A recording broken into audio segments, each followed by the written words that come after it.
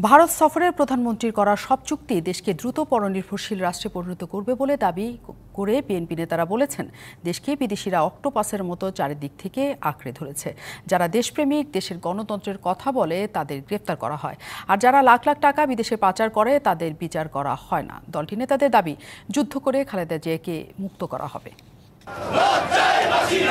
খালেদা জিয়ার মুক্তির দাবিতে কেন্দ্র ঘোষিত কর্মসূচির অংশ হিসেবে সোমবার দেশের মহানগরগুলোতে প্রতিবাদ ও বিক্ষোভ সমাবেশ করে বিএনপি। এসব সমাবেশে যোগ দেন দলের কেন্দ্রীয় নেতারা। গাজীপুর মহানগরের সমাবেশে দলটির স্থায়ী কমিটির সদস্য মির্জা আব্বাস দাবি করেন, বাংলাদেশকে বিদেশিরা অক্টোপাসের মতো আঁকড়ে ধরেছে। এই দেশটার দিকে আজকে হায়নার লোলুপ দৃষ্টি পড়েছে। এই লোলুপ দৃষ্টিকে আমাদেরকে অন্ধ করে দিতে হবে, বাংলাদেশের দিকে যেন কেউ লোভাদর দৃষ্টি তাকাতে না পারে।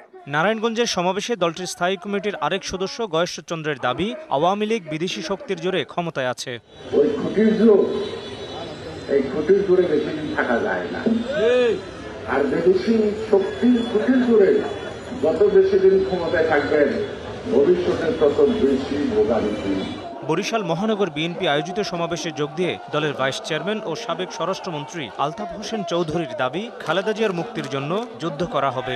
আমাদের মাঠে নামতে হবে, যুদ্ধ করতে হবে, যুদ্ধ করে ফ্যাসিস্ট সরকারকে হটিয়ে ম্যাডাম খালেদাকে মুক্ত করতে হবে।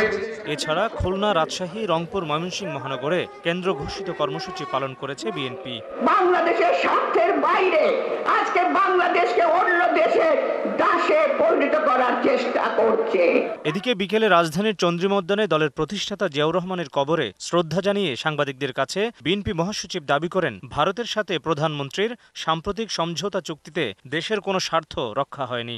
সমঝোতাগুলো হয়েছে, এই সমঝোতাগুলোর অর্থই হচ্ছে যে অতি অল্প সময়ের মধ্যে বাংলাদেশকে তারা নির্ভরশীল করে ফেলবে ভারতের কাছে। তিস্তা নদীর পানি আমরা পাইনি, আমরা অন্যান্য অভিন্ন যে নদী আছে তার কোনো হিসাব আমরা পাচ্ছি না। কানেক্টিভিটিতে কোনো আপত্তি নেই, বাংলাদেশ কি পেল সেটাই হচ্ছে প্রধান। Mohammad Hussain, DBC news, Dhaka. নগদের কাছে সব গ্রাহকই প্রিয়, তাই তো সারা দেশে ক্যাশ আউট চার্জ সবচেয়ে কম।